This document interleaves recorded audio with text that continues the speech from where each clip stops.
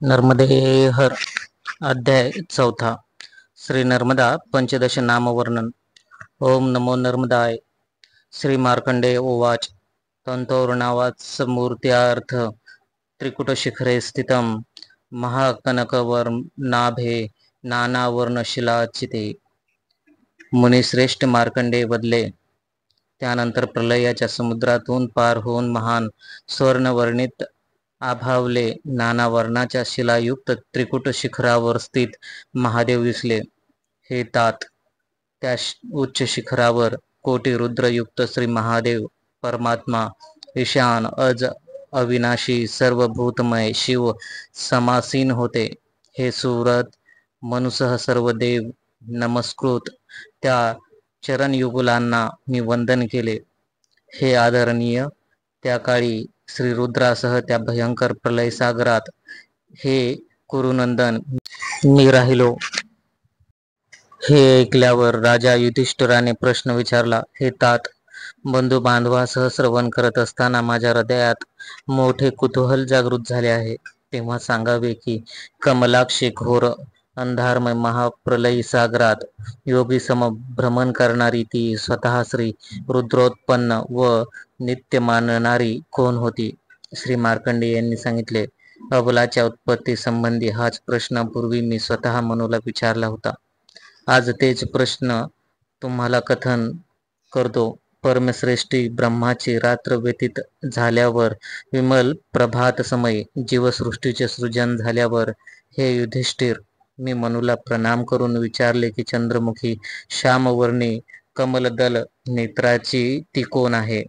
त्यावर एकार्णव सागरात मी रुद्रापासून उत्पन्न झाले असे सांगणारी आणि एकाकी भ्रमण करणारी ती वेदमाता सावित्री अथवा सरस्वती, नद्यांमध्ये श्रेष्ठ मंदाकिनी अथवा लक्ष्मी किंवा उमा, काल रात्री सुखसमृद्ध साक्षात प्रकृती देवी आहे का? हे भगवान, घोर एकार्णव सागरात जिथे सर्प राक्षस आदी नष्ट झाले होते तेथे अमृतपवी अशी ती कोण आहे ते सांगावे। मनु म्हणाले, हे वत्स, माझ्या विवेकबुद्धीनुसार तिच्या उत्पत्तीबाबत सांगतो, ते ऐक। उत्तम दिव्य श्रीरूपात ती श्री रुद्रापासून उत्पन्न झाली। प्राचीन काळी शांत सदाशिव शिव शंकराने उमादेवी सहित सर्व लोकांच्या हितार्थ महान तप केले। वृक्ष पर्वतावर उदयास आलेले सर्वभूत स्वरूप जितेंद्रिय सर्व प्राण्यांसाठी अदृश्य होऊन श्री शिवशंभूने घोर तप केले। तपस्या करताना श्री महादेवाच्या दिव्य शरीरातून स्वेद वाहू लागला, हे प्रसिद्धच आहे। श्री रुद्र देहातून उत्पन्न झालेला घाम त्या पर्वताला आर्द्र करू लागला। त्यापासून जी महान पुण्यशिला ज्येष्ठ सरिता उत्पन्न झाली तीच कमलदल नेत्रावाली तुम्ही एकार्णव सागरात पाहिली। तिचे प्रथम पूर्णतया श्रीरूप धारण करून त्या आद्य सत्ययुगात श्री रुद्राची आराधना केली। त्यानंतर उमादेवी सहित प्रसन्न झालेले महादेव श्री शंकर वदले, हे महाभाग्यशालिनी, जे तुझ्या मनात आहे ते वरदान माग। सरिता म्हणाली, प्रलयकाल स्थावर जंगम नष्ट झाल्यावरही हे देवेश, आपल्या कृपेमुळे मी अक्षय असावे। नद्या सागर तसेच पर्वताचा क्षय झाला तरी श्री महादेव आपल्या अनुग्रहाने मी सदा अक्षय नि पुण्यशील राहावे। जे महापातक आणि उपपातकांनी युक्त आहेत ते सर्व हे प्रभू भक्तिपूर्वक स्नान केल्यावर सर्व पापांपासून मुक्त होऊ दे। उत्तर प्रदेशात महापातक नाशिनी जान्हवी गंगा आहे, त्याचप्रमाणे दक्षिण मार्गात सर्व देवतांकडून पूजित होऊ दे। हे विभू, स्वर्गातून आलेल्या गंगा जशी प्रख्यात झाली हे त्रिदशेश्वर, तशीच मी ही दक्षिण गंगा नावाने प्रसिद्ध व्हावे। पृथ्वीवर सर्व तीर्थात स्नान केल्यावर जे फल प्राप्त होते ते श्री महेश्वर भक्तिपूर्वक माझ्या जलात स्नान केल्यावर तेच पुण्यफल मानवास मिळू दे। संचित झालेल्या ब्रह्महत्यादी पापांचा 1 महिन्याच्या स्नानाने पूर्णतया नाश हो। सर्व वेदांती आणि सर्व यज्ञ संपन्न झाल्यावर जे फळ प्राप्त होते ते माझ्या जलात केवळ स्नान केल्याने मिळो, हीच माझी इच्छा आहे। सर्व दान, उपवास तसेच सर्व तीर्थांच्या स्नानात जे फल प्राप्त होते हे दीनबंधू, ते माझ्या पाण्यातून उत्पन्न व्हावे. हे कल्याणमय, माझ्या तटावर जो मानव श्री महेश्वराची अर्चना करेल त्याला स्वर्गलोक प्राप्त हो. हे सर्व मला मिळावे. हे श्री महेश, उमादेवी सहित आणि सर्व देवतांसह हे विश्वनाथ, आपणही नित्य निवास करावा, असाच मला वर द्यावा. सत्कर्मी, शांत तसेच दांत, जितेंद्रिय जीव, ज्याला माझ्या जलात मृत्यू येईल तो अमरावतीपुरीला जावे. त्रैलोक्यात महापातनाशिनी म्हणून मी प्रसिद्ध व्हावे. हे देवदेवेश, जर आपण प्रसन्न आहात तर हे सर्व मला द्यावे.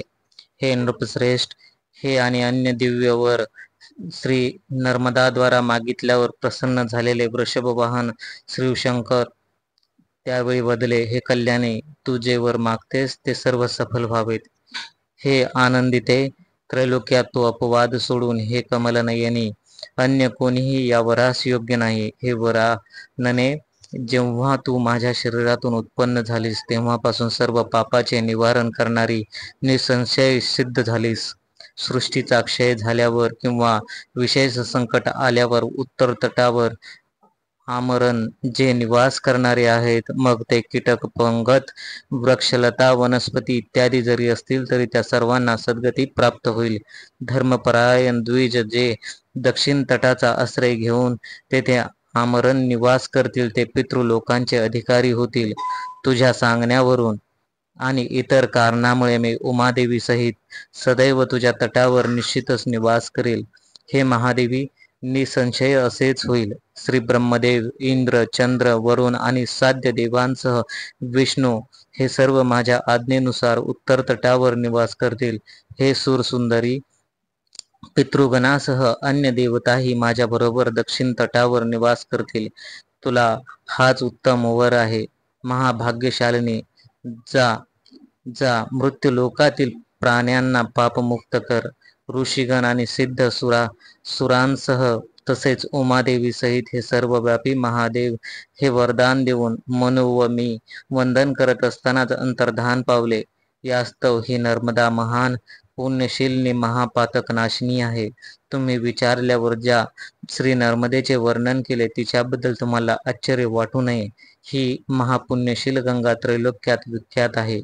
15 स्रोतांनी दशादिशांना जलसिंचन व पवित्र करीत वाहत आहे. शोण, महानद, नर्मदा, सुरसा, कृपा, मंदाकिनी, दशार्णा, चित्रकूटा, तमसा, विदशा, करभा, यमुना, त्रिलोत्पला, विपाशा तसेच रंजना आणि वालुवाहिनी या वृक्षपादपासून उत्पन्न झालेल्या सर्व पापहरण करणाऱ्या पवित्र, सर्व मंगलदायिनी कल्याण रूपा आहेत. वेद पारांगत, पुराण वेत्ता, महाभाग्यशाली राज्यपाल तसेच सोमपान करणारे याज्ञिक या 15 नामाची स्तुती करत असतात. हे नरोत्तमा, हे सर्व महान पुण्य वर्णन मी तुमच्यासाठी केले. म्हणून सांगितलेल्या श्री नर्मदाच्या उत्पत्तीचा हा पुण्यमय, अत्यंत पवित्र आणि अतुलनीय असा अनुभव श्री शिवशंभूने गायलेला शुभ प्रसंग आहे. श्री गणेशाय नमः. ओम नमः श्री पुराण पुरुषोत्तमाय. श्री मनमहर्षी कृष्ण दैवयान वेदव्यास विरचित स्कंद महापुराणांतर्गत अवंती खंडातील अरेवाखंड महात्म्यारंभ पूर्व भाग. अध्याय पहिला. पुराण संहिता वर्णन. ओम नमो नर्मदाय. ओम मज्जन्मांतंग गंडंच्युत मदमदिरामोद मत्तालिमालं स्नानैः सिद्धांगनानां कुचयुग विगल कुम्मासंगीपिंगम सायं प्रातर्मुनीनां कुसुमचय समाच्छन्न तीरस्थवृक्ष पायोद्धो नर्मदांभा करीमकर मकराकांत रहस्तरंगम.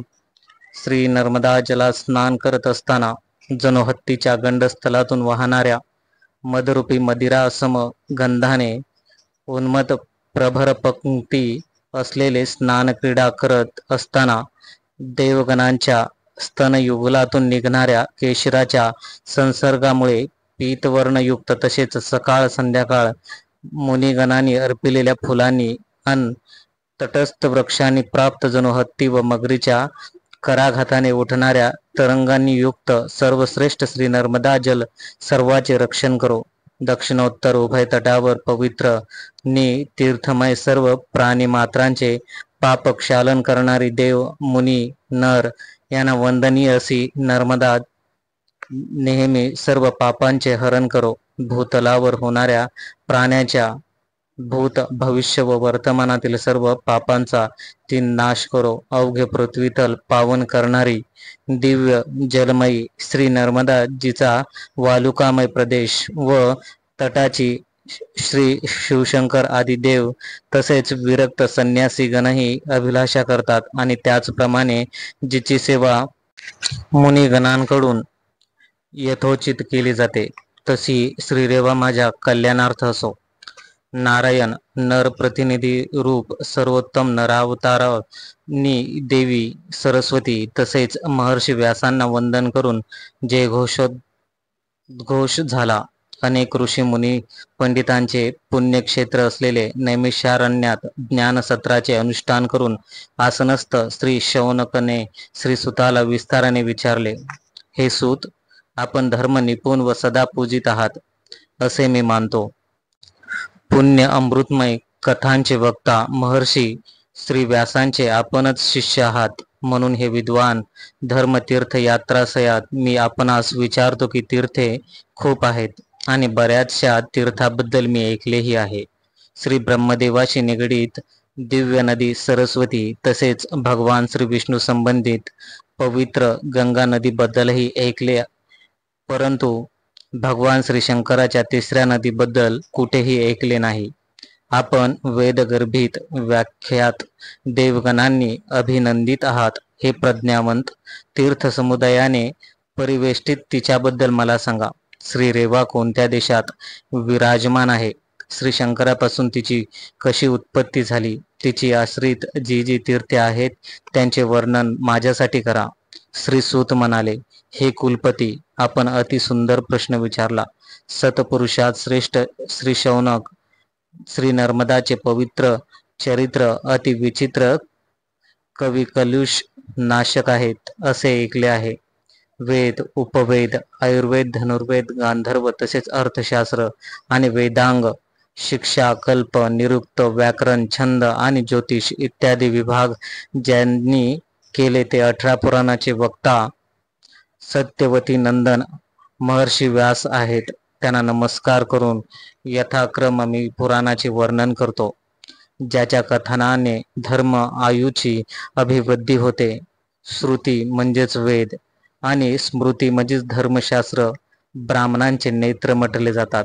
यातील एक डोळा नसलेला काना आणि डोळे नसलेला अंध म्हटला जातो. श्रुती, स्मृती आणि पुराण विद्वानाची 3 नेत्रे आहेत. जो या तिन्ही नेत्रांनी निरीक्षण करतो तो निसंदेह श्री महेश्वराचा अंश आहे. ईश्वराने आत्मज्ञानरूप वेदविद्या आणि श्रीसूत, शौनक संवाद, प्रधान पुराण तसेच धर्मशास्त्र रूप विद्या स्वतः रचली. सर्व शास्त्रार्थ निश्चितच या 3 विद्या मुख्य आहेत. यात पुराण पंचदेव आहेत असा श्री ब्रह्मदेवाचा आदेश आहे. इथे ज्यांनी वेद पुराण जाणून घेतले नाही त्यांना वेद काहीच जाणले नाही. सांगा की तो कोणता धर्म आहे की जे किंवा ते काय ज्ञान आहे अथवा अन्य असे काय आहे की जे पुराणात आढळत नाही. पुराणात वेद प्रथम स्थित आहेत यात शंकाच नाही. अल्पशास्त्र श्रवण केलेला मनुष्य वेद अल्पज्ञ माझा विनाश करेल, माझ्यावर प्रहार करेल असे समजून भयभीत होतो. इतिहास पुराणाच्या आधी हाच निश्चय केला गेला. पुराण आत्मा असलेला वेदांचे वेगवेगळे षडांग शिक्षा, कल्प, निरुक्त, व्याकरण, छंद आणि ज्योतिष आहेत. हे ज्ञान वेदात वर्णिले आहे. हे खरोखरच स्मृतीतही वर्णिले आहेत. वेद व स्मृती या उभयंतात जे आढळले ते पुराणात सांगितले आहे. ब्रह्मदेवाच्या सर्व शास्त्रात पुराणाला प्रथम स्थान मिळाले आहे आणि त्यानंतर श्री ब्रह्मदेवाच्या मुखातून वेद बाहेर पडले. हे मुनिवर, या कल्पात पुराण एकच आहे. वेदश्रेष्ठ श्री ब्रह्माने धर्म अर्थ काम या 3 साधनांनी पुण्यप्रद शतकोटी विस्ताराने विस्तृत पुराणाचे चिंतन करून ते मुनींना सांगितले. त्यांच्याकडून पुराण तसेच सर्व शास्त्रांचा प्रसार झाला. काळाच्या प्रभावाने पुराणाचा प्रचार मंदावलेला पाहून भगवान स्वतः श्री व्यास मुनींचे रूप घेऊन पुराणाचा प्रचार करतात. पुन्हा पुन्हा युगानुयुगे ते संक्षिप्त करतात. श्री व्यास महर्षी सदा 8 लाख वर्षांनी परिमित प्रतिद्वापारात इहलोकात ते 18 भागात विभागून सांगतात. शतकोटी श्लोकात विस्तृत ते पुराण आजही देवलोकात आहे, पण इहलोकात ती पुराण विद्या 4 लाखात संक्षिप्तपणे वेष्टित झाली आहे. या काळात ती पुराण विद्या 18 पुराणाच्या रूपात इहलोकात सांगितली जाते. ऋषीश्रेष्ठ शौनक त्यांची नावे तसेच लक्षणे मी सांगतो. आपण ऐकावी.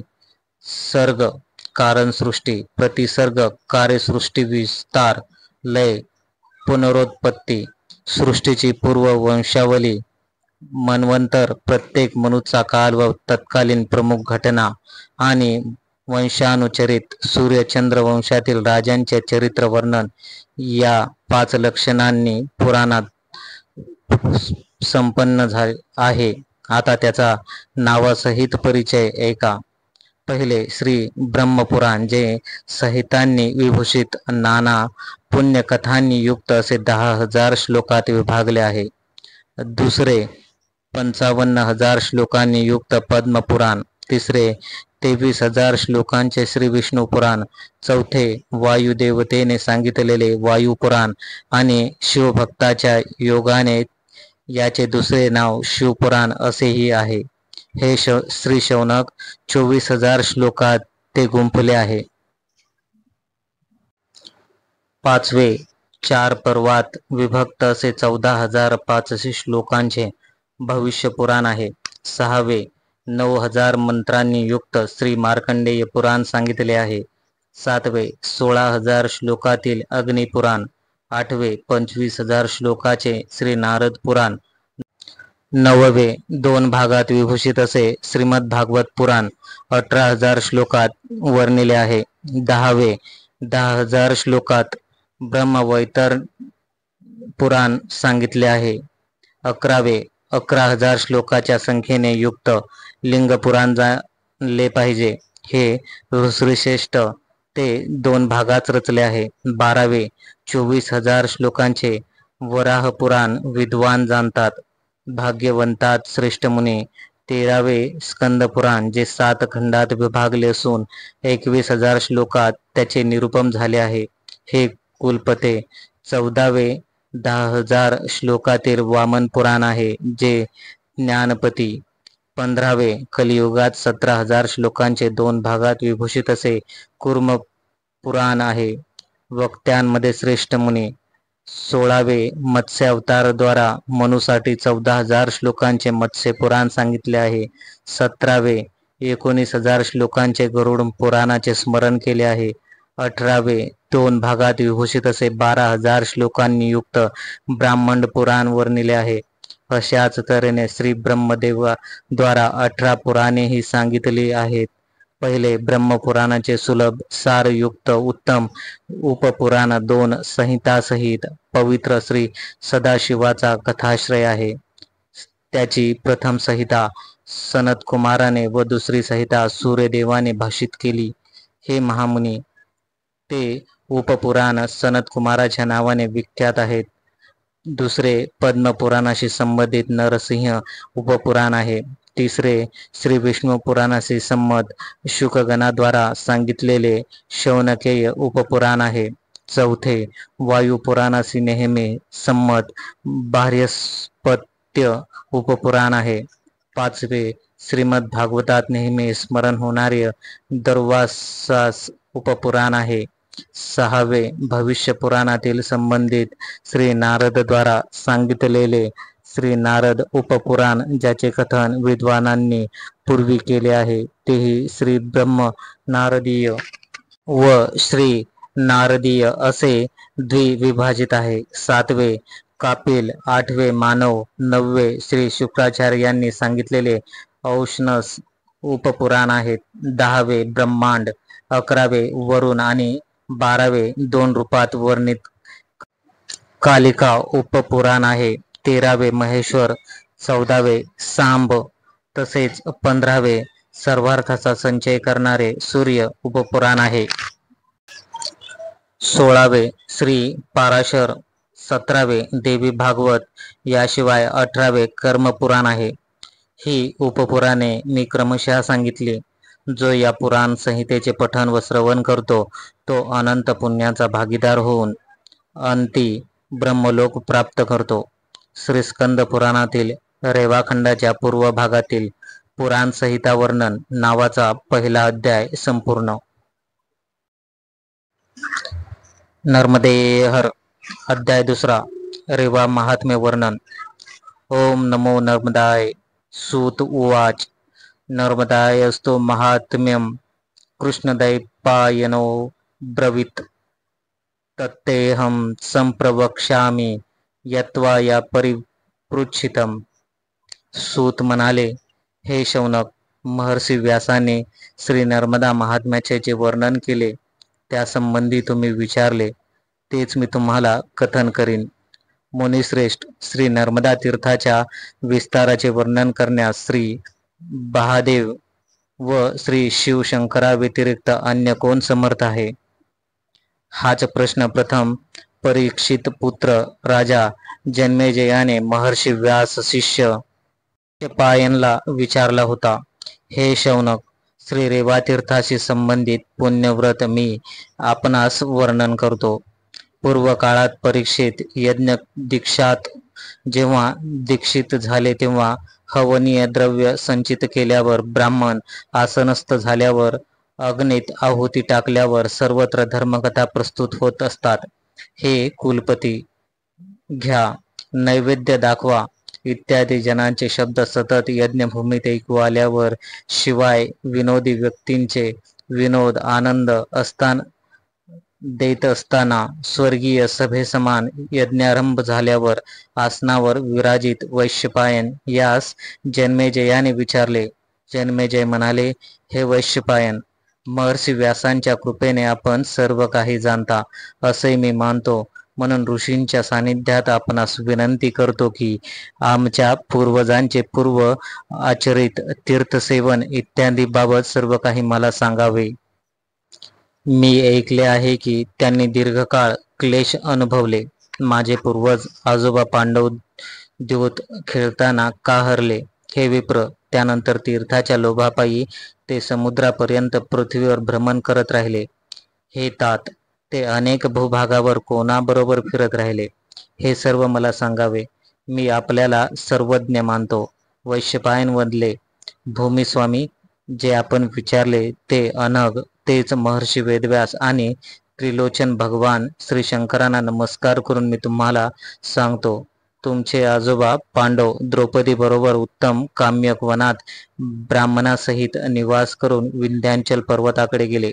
राजेंद्र धर्म्याचे शिष्य उद्दालक तिथे प्रधान असल्यामुळे महामुनी कश्यप तसेच त्याचे पुत्र विभांडक महामुनी, गुरुजन आणि पुलस्त्य लोमशप्रमाणे इतर पुत्र नातवंड इत्यादीसह ते सर्व समस्त तीर्थक्षेत्रात स्नान करत विंध्य पर्वतावर पोहोचले. ते तेथील पवित्र आश्रम व वनातील सुंदर खोलून दिसणाऱ्या फुलांनी सुशोभित वृक्षाचे अवलोकन करत गेले.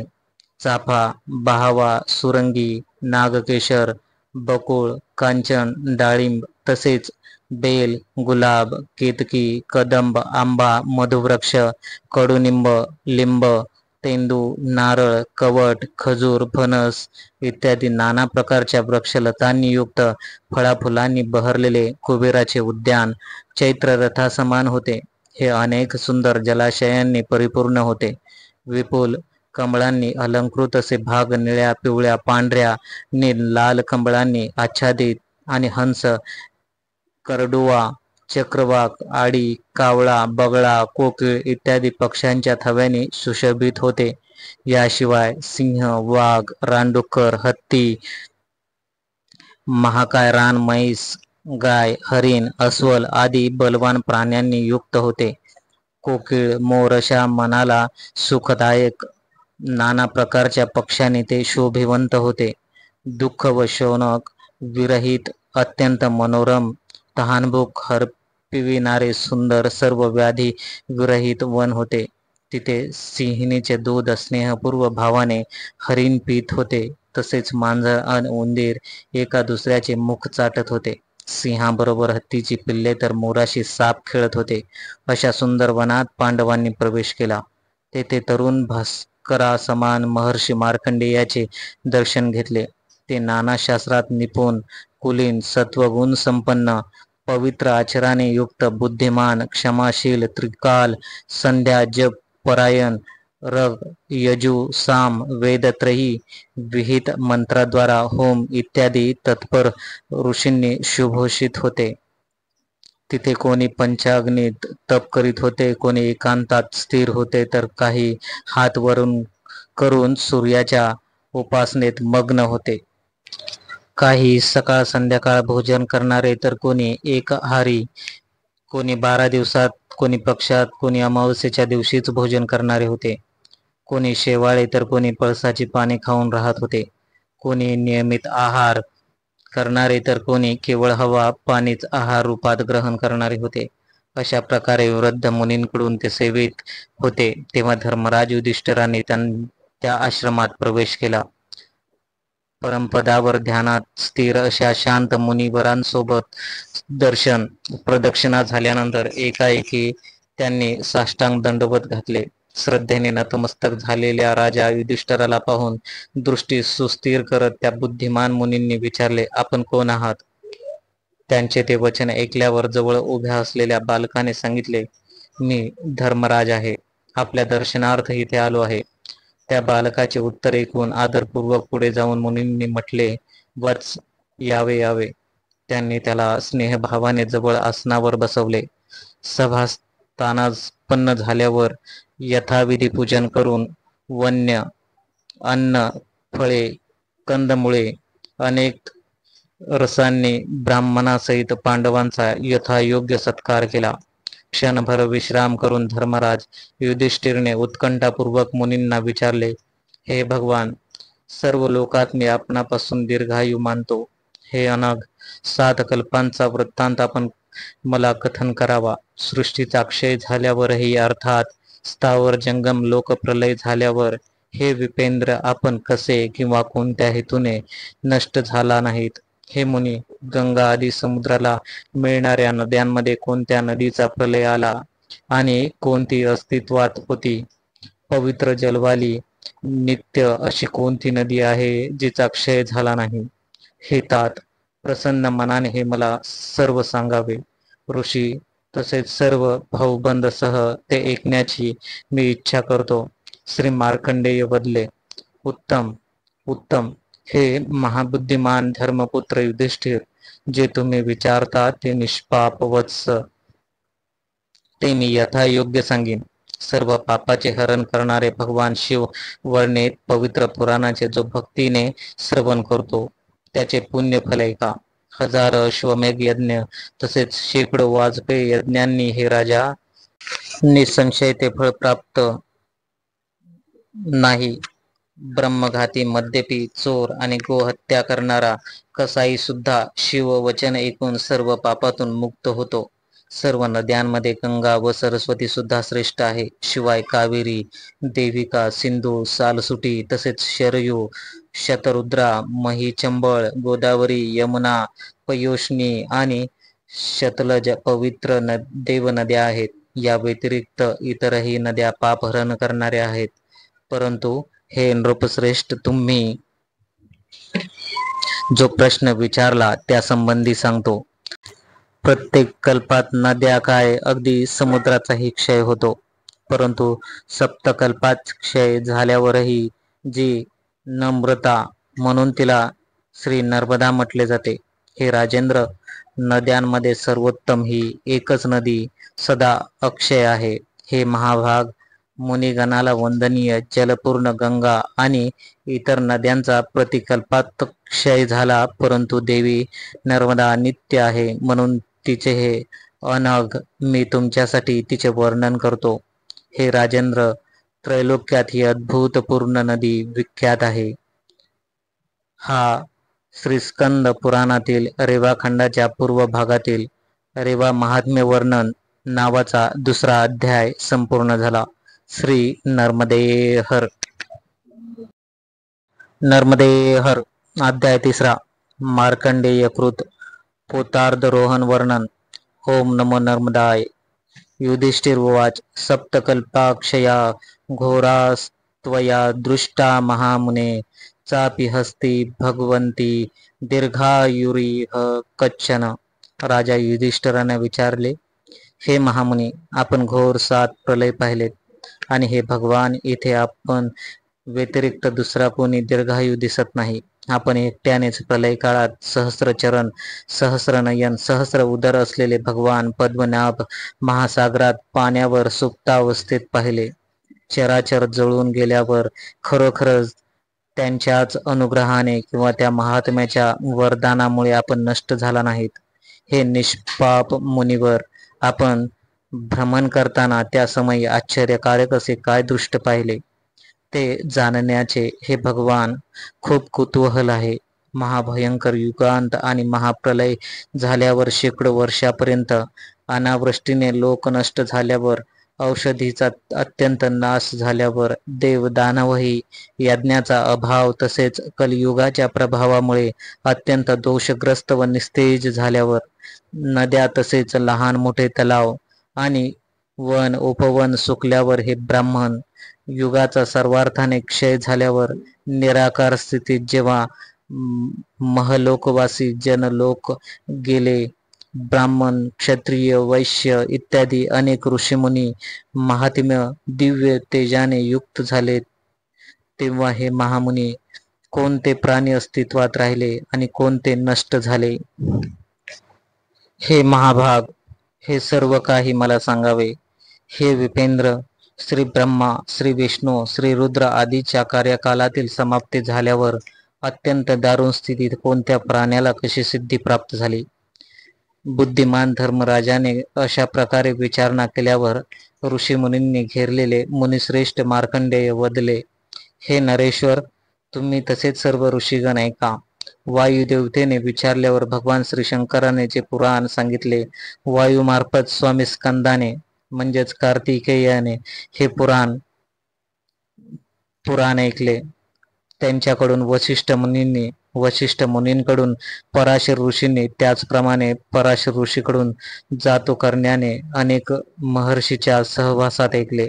अशा प्रकारे शेकडो उत्तम द्विजांनी परंपरेने ऐकलेली 100,000 श्लोकांची संहिता, जी खरोखर प्रथम भगवान श्री शंकराने सांगितली होती आणि सर्व शास्त्रांचे मंथन करून प्रथम वेदार्थ जिचे तत्वतः निरूपण झाले, तीच युगाच्या प्रभावाने पूर्वी 4 प्रकारे विभक्त केली.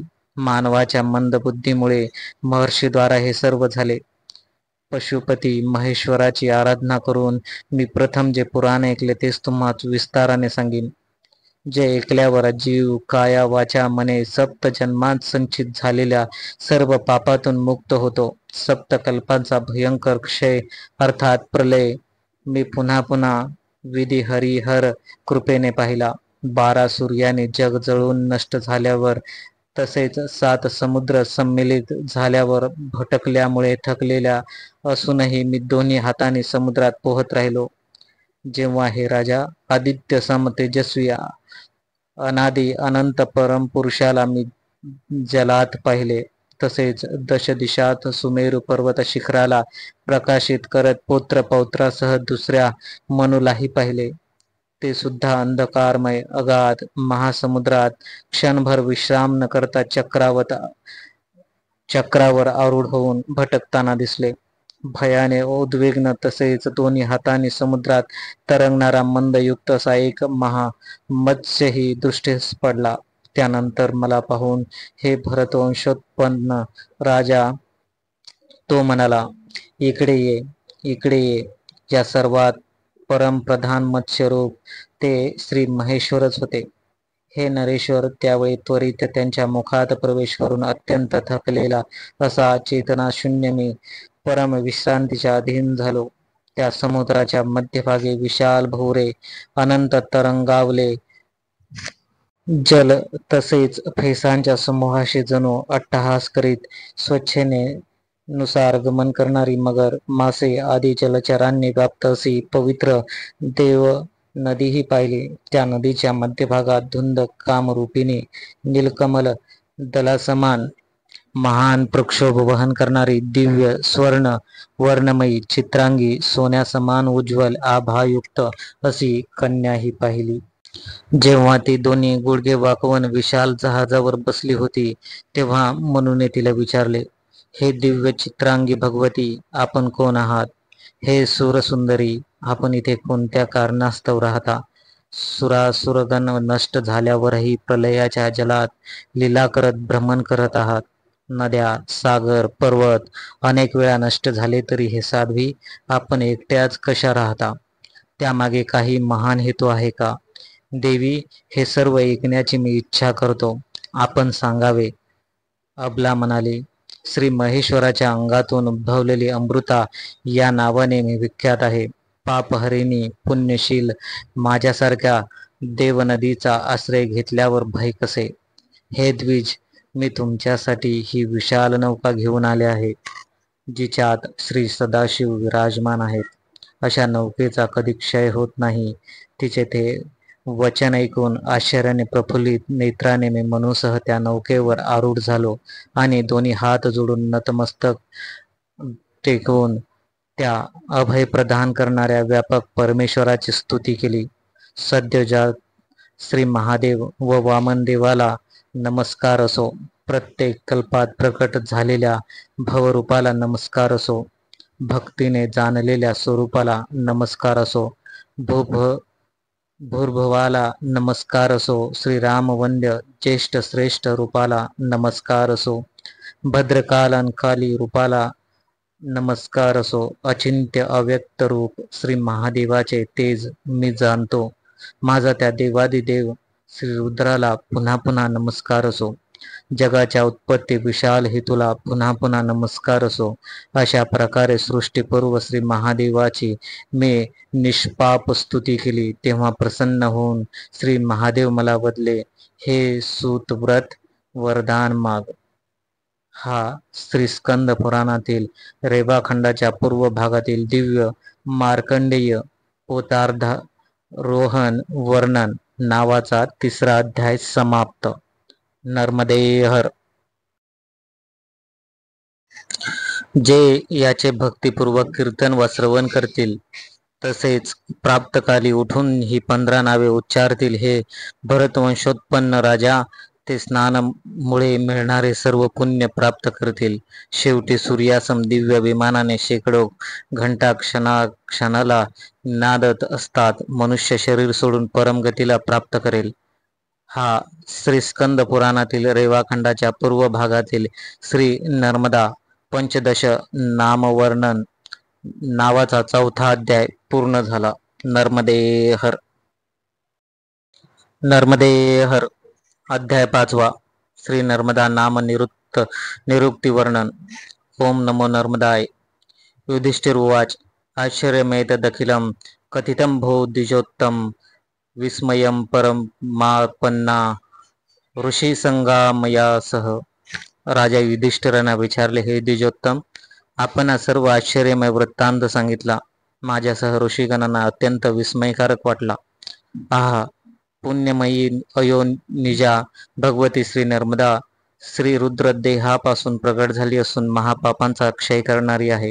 हे सुव्रत सप्तकल्प नष्ट होऊनही तुमच्यासह ही महाभाग्यशालिनी अक्षय राहिली. त्यामुळे याहून उत्तम हिचे काय पुण्य असेल? हे ऋषीश्रेष्ठ, ते सप्तकल्प कोणते? त्याचा भयंकर क्षय कसा झाला? श्री नर्मदा देवीला तसेच तुम्हालाही मृत्यू आला नाही. पक्षीगणांच्या थव्याचा अभाव होतो. संपूर्ण जगाचा जणू एक महासागर झाला होता. योगक्षय झाला तेव्हा श्री महादेवाचे काय स्वरूप होते ते विश्वाचा संहार कसा करतात आणि त्या प्रलयकारी जलात ते कसे राहतात, पुनश्च विश्वाचे सृजन कसे करतात, तसेच समस्त प्रजा कशी धारण करतात. एक कारणाव अर्थात एक महासमुद्र झाल्यावर श्री नर्मदा सरिता रूपात कशी होते, श्री नर्मदा कशासाठी आणि तिचे नाव रेवा का पडले, अंजना सुरसा मंदाकिनी कशासाठी, तसेच शोण नाव कसे पडले, चित्रकूटा वालुवाहिनी का संबोधली जाते, कोट्यानुकोटे तीर्थे महार्णवात प्रविष्ट झालीत, किती नद्यांचा शेवट श्री नर्मदाच्या उपासनेत असतो, किती यज्ञोपवीत ब्रह्मचारी ऋषीगण आणि देवता हिची उपासना करतात. हे मुनिश्रेष्ठ, ही विभक्त का झाली आणि पुराण वेत्ताद्वारा वैष्णवी हे संबोधन तिला का मिळाले, कोणत्या तीर्थस्थानात ही श्रेष्ठ सरिता विशेष पूजनीय आहे, तिच्या सानिध्यात सर्वदा शिवशंभू निवास करतात, तसेच हिच्या विभिन्न तीर्थाचे काय स्वरूप आहे, हे सर्व काही सांगावे. श्री रुद्रद्वारा प्रकट झालेल्या या देवीचा विस्तार किती आहे, कोणत्या प्रकारे कर्म श्री शिवशंभूने सांगितले ते सांगावे. हे द्विजश्रेष्ठा, हा अनार्यासम जमाव का आहे. हे महामती ब्राह्मण श्री मार्कंडेय, मला सर्व काही सांगावे. मुनिश्रेष्ठ मार्कंडेय म्हणाले, तुम्ही सर्व ऋषीगणांसहित लक्ष देऊ नये का. जे श्री नर्मदा पुराण त्रिशूळधारी श्री शंकरांनी सांगितले ते महेश्वराकडून वायूने आणि वायुदेवाकडून मी श्रवण केले. मनुष्याला ते अशक्य वाटल्यामुळे प्राचीन काळी ऋषींनी ते संक्षिप्त केले. प्रथम मायूर कल्पते तात हे तात, त्यानंतर कौर्म्य, पूर, कौशिक, मत्स्य, द्विरध आणि वाराह, तसेच आठवा वैष्णव कल्प मी पाहिला. त्यावेळी न्यग्रोध नावाचा उत्तम कल्प माझ्या आकांक्षेचा विषय होता. वेदचिंतकांनी पुराणात पद्म, तामस आणि संवर्त तसेच उद्वर्त हे 4 महाप्रलय सांगितले आहेत. ते त्या महात्म्याद्वारा तसेच ब्रह्मादी महर्षींनीही संक्षिप्त केले. हे पुराणार्थ विशारद, मी ते वर्णन करीन. महाघोर 7 कल्पात हिचा मृत्यू झाला नाही हेही सांगीन. समस्त जंगमापर्यंत घोर अंधकारमय अविज्ञात लक्षणीय जिचे सूर्यचंद्राची किरणेही नष्ट झाली होती, भूत प्राणीसहित स्थिती होती, त्या अंधकारात महापुरुष संबोधलेला तो सनातन एकाकी व्यक्ताव्यक्त रूप जगद्गुरु तिथे भ्रमण करीत राहिला. त्या सर्वात द्विजाने गायत्रीचे सृजन केले. तिच्याबरोबर तो विराट ईशान पुरुष क्रीडा करत असताना त्याच्या स्वदेहातून पंचभूतात्मक विश्व उत्पन्न झाले. क्रीडा करत असताना त्या विराट पुरुषाचे बीजासहित हिरण्यगर्भाची उत्पत्ती केली, ज्याची 12 सूर्यासम दिव्य अंड्यात परिणिती झाली. त्या अंड्याच्या भेदातून चतुर्भुज श्री ब्रह्मदेव उत्पन्न झालेत. त्यांनी देव, असुर, मानव संयुक्त असे विश्वाचे सृजन केले. शिवाय तिर्यक, पशुपक्षी, स्वेदज, अंडज, जरायुजयुक्त हे अंड पुराणात प्रथम असल्याचे वर्णिले आहे. पूर्वकल्पात जे नृपश्रेष्ठ उमादेवी बरोबर क्रीडा करत असताना परमेश्वराने श्री रुद्राच्या एकार्णव रूप हर्षापासून एक शुभ कन्या प्रकट केली, जी उमादेवीच्या स्वेदापासून आणि श्री सदाशिवाच्या उरस्थलापासून अर्थात उमादेवीच्या अंगमर्दनाने प्रकट झाली. या प्रकारे स्वेदापासून कमलनेत्री महान कन्या प्रकट झाली असे कथन केले जाते. हे युधिष्ठिर, हिचा श्रीरुद्र देहापासून हा द्वितीय जन्म सांगितलेला आहे. तेव्हा ती अनुपम रूपमती देवासुर मानवाच्या तिन्ही लोकात भ्रमण करत त्रैलोक्याला मोहित करू लागली. तिच्या धुंदीत सर्व देव दैत्य प्रमुख ती कशी प्राप्त होईल, अशा विचाराने हे भरतवंशोत्पन्न राजा तिला जिथे जिथे शोधू लागले. हावभाव शृंगारमय लीलांनी अखिल जगताला मोहित करत ती दिव्य चपला सौदामिनीप्रमाणे भ्रमण करत होती. स्वयंप्रकाशामुळे देवश्रियात सर्वोत्तम अशी ती मेघमंडलामध्ये विराजत होती. कामभावनेने व्याकुळ सर्व देवदानव त्या कन्येला वरण्यासाठी श्री रुद्र भगवानाकडे याचना करत गेले. तेव्हा देवदानवांना श्री महादेव म्हणाले, जो बल आणि तेजाने सर्वोत्तम सिद्ध होईल तोच या कन्येला प्राप्त करू शकेल. अन्यथा नाही. त्यानंतर सर्व देव दानव कन्येजवळ जाऊन म्हणू लागले, मी हिला वरेल, मी हिला वरेल. त्या सर्वांना पाहून ती कन्या अंतर्धान पावली. त्यानंतर ते सर्व कित्येक लोक योजन दूर स्थित अशा तिला पाहू लागले. जिथे जिथे ती दिसे तिथे तिथे ते धाव घेत, पण ती पुन्हा अनेक योजन दूर स्थित होई. त्या सर्वांना ती गजगामिनी शेकडो सहस्र योजन दूर पुन्हा पुन्हा दिसली. त्यानंतर लक्ष योजन दूर अत्यंत लघु स्वरूपात दिसली. मग त्यांनी तिला मागे पुढे सर्व दिशांना स्थित पाहिले. अशा प्रकारे हजार वर्षापर्यंत भ्रमण करणाऱ्या त्या उत्तम दिव्य कन्येला देव कधी एक रूपात तर कधी बहुरूपात पुन्हा पुन्हा पाहत राहिले. परंतु श्री महादेव उत्पन्न त्या कन्येला ते प्राप्त करू शकले नाहीत. उमादेवी सहित श्री महादेव पुन्हा पुन्हा उच्च स्वरात हसले. गणांनी टाळ्या वाजवल्या आणि प्रसन्न होऊन ते नाचू लागले. अकस्मात ती कन्या भगवान श्री शंकराजवळ दिसली. तिला पाहून विस्मय होऊन ते देव निराशेने तेथे परतले. तेव्हा पिनाकपाणी शंकरांनी स्वतः तिला नाव दिले. विलासपूर्ण हावभावांनी या सर्वांना नर्म अर्थात सुख देत राहिली. म्हणून हे सुंदरी, सर्व सरितांमध्ये श्रेष्ठ तू श्री नर्मदा नावाने प्रसिद्ध होशील. स्वरूपात स्थित देव भूतलात हास्य प्राप्त झालेत, म्हणून नर्म अर्थात हास्य रस देणारी हे सुशील जलवाली कल्याणी श्री नर्मदा संबोधले.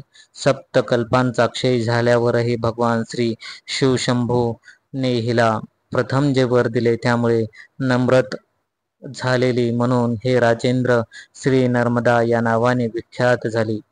त्यानंतर त्या शीलवान कन्येला सर्व भूपती देवेश्वर प्रभूने महासागराला समर्पित केले. त्यानंतर रक्षशैलेंद्रातून फेनपूज्य रूपात अट्टहास करत सरिताचे पती सागरात श्री नर्मदा प्रविष्ट झाली. अशा प्रकारे प्रथम ब्रह्मकल्पात श्री महेश्वरापासून प्रकट झालेल्या श्री नर्मदाचे स्वरूप स्पष्ट झाले. आता मात्स्यकल्पात मी जे पाहिले त्याचे वर्णन करतो ते ऐकावे. हा श्री स्कंद पुराणातील रेवाखंडाच्या पूर्व भागातील श्री नर्मदा नाम निवृत्ती वर्णन नावाचा 5वा अध्याय पूर्ण झाला. नर्मदेहर अध्याय 6वा सहेतुक रेवा नाम महत्व व मयूरकल्प वर्णन. ओम नमो नर्मदाय. मार्कंडेय उवाच. पुनर्युगान्ते संप्राप्ते तृतीये नृपसंप्तं द्वादशार्कवर्पुर्भवत्वा भवानी ललोहितः. मुनिश्रेष्ठ श्री मार्कंडेय बदले, हे नृपश्रेष्ठ, पुन्हा तृतीय युगाचा अंत झाल्यावर भगवान नीललोहित श्री शिवशंभूने 12 सूर्य शरीर धारण केले. सप्तयुग सप्तद्वीप समुद्रापर्यंत शैलवन काननासहित संपूर्ण पृथ्वीमंडल कालरूपी महेश्वराचे दगदग केले. त्यानंतर महामेघ होऊन जलात ते बुडवले. कृष्णवर्ण झालेल्या या संपूर्ण जगाला विद्युत तसेच इंद्रायुधाने अंकित पृथ्वीला त्या एकार्णवाद बुडवून मायाद्वार त्या विमल जलात जगाचा संहार करून स्वतः कृष्णवर्ण श्री विष्णू होऊन योग निद्रेत स्थिर झाले.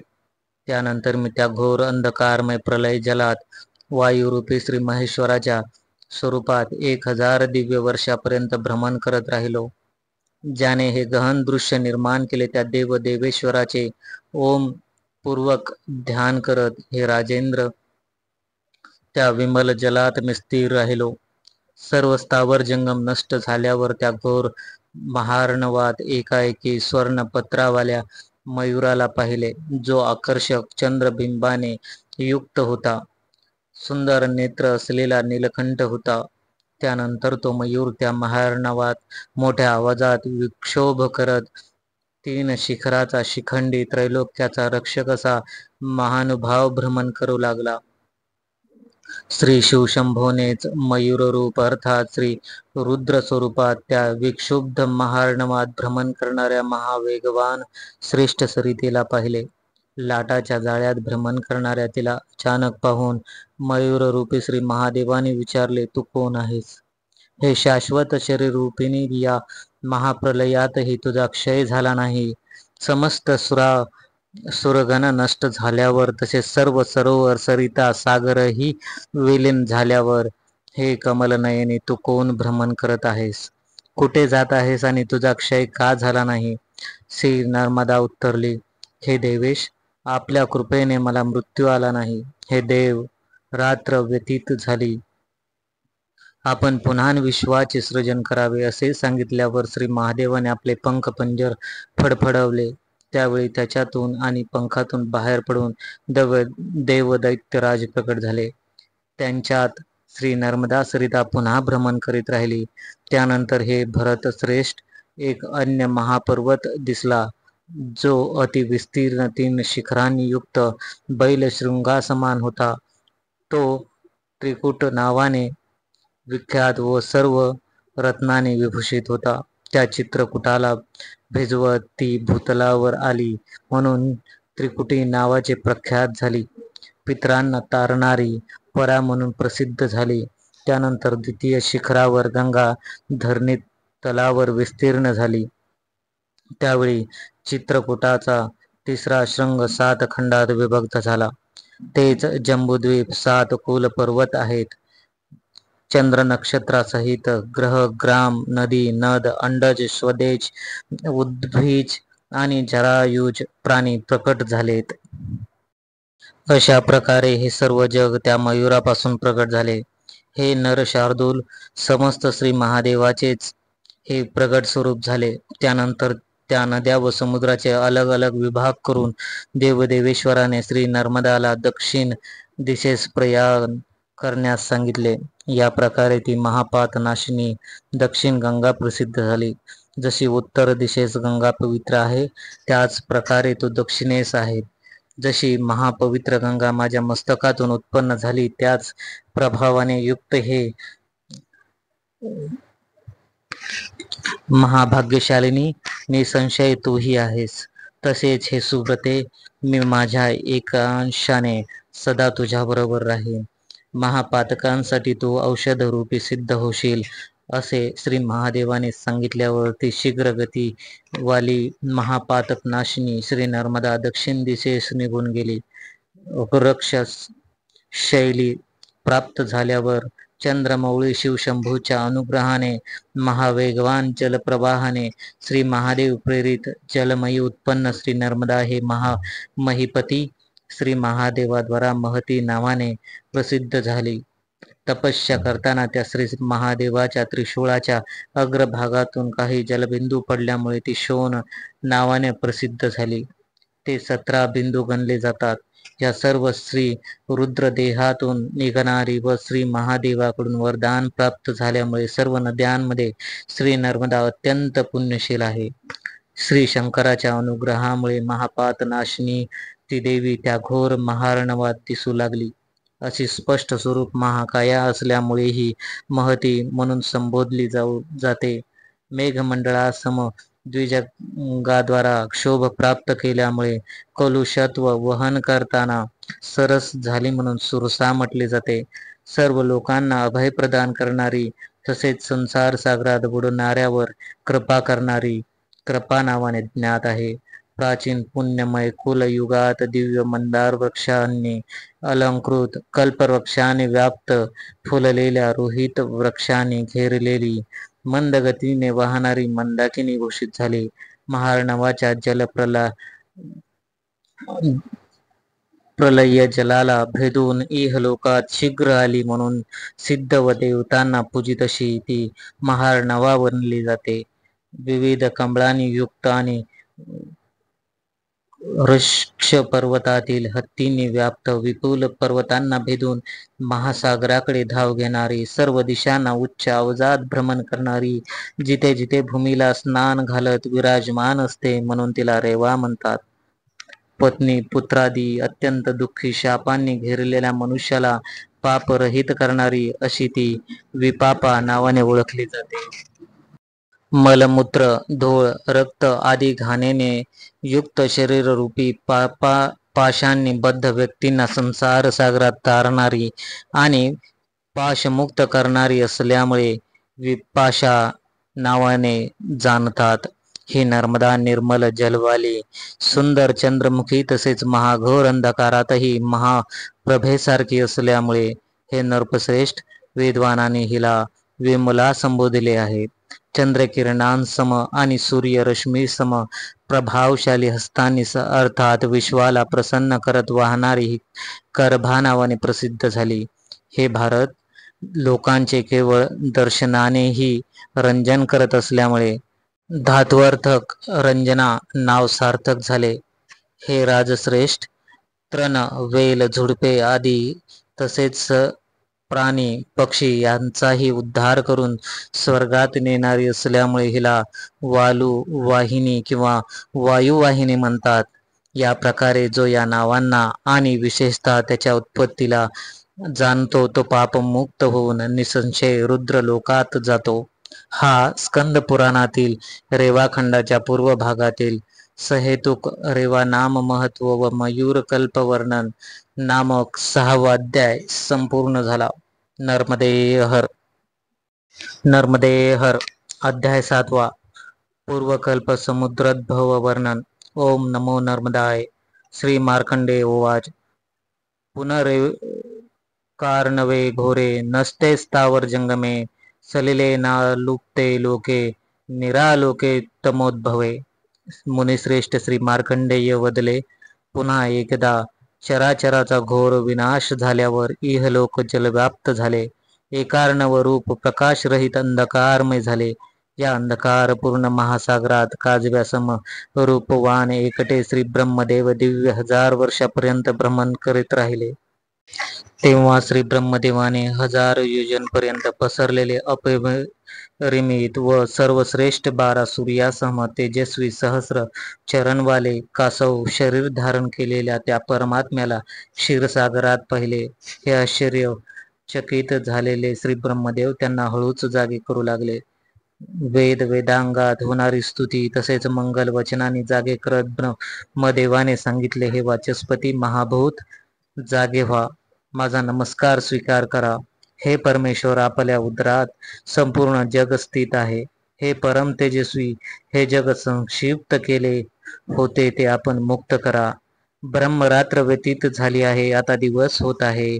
हे लोकेश, संपूर्ण विश्वस्वरूपाचा विचार करून जशी जगसृष्टी संभव आहे तशी करा. श्री ब्रह्मदेवाचे ते वचन ऐकून कासव स्वरूपात स्थित श्री शंकर भगवान उठून राहिले आणि प्रलय समयी काळाग्रस्त बनलेल्या लोकपालांसहित ग्रासभूत त्रैलोक्याला बाहेर काढू लागले.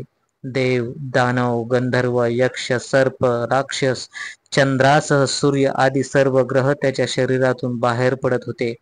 त्यानंतर भगवान श्री शंकराने समुद्रमय सर्व जगतांचे विभाग करून विशाल पाषाण व जलपूर्ण नदी तलावांनी समृद्ध आणि वृक्ष औषधी तसेच लहान तळ्यांनी परिपूर्ण पृथ्वी, श्रेष्ठ हिमालय पर्वत, उन्नत शिखर असलेला महाशैल श्रेष्ठ पर्वत तसेच अन्य पर्वतही पाहिले.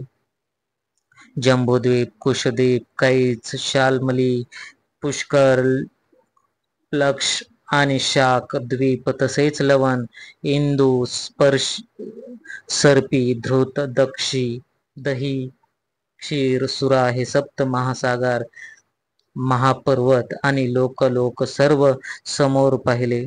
4 योनियुक्त चराचर सृष्टीलाही या श्री महेश्वराने युगांती निघून जाताना पाहिले. समुद्र शिलाजलात वसुंधरा पाहिली. कासवाच्या पाठीवर असलेली देवी महासागरात निघून गेली.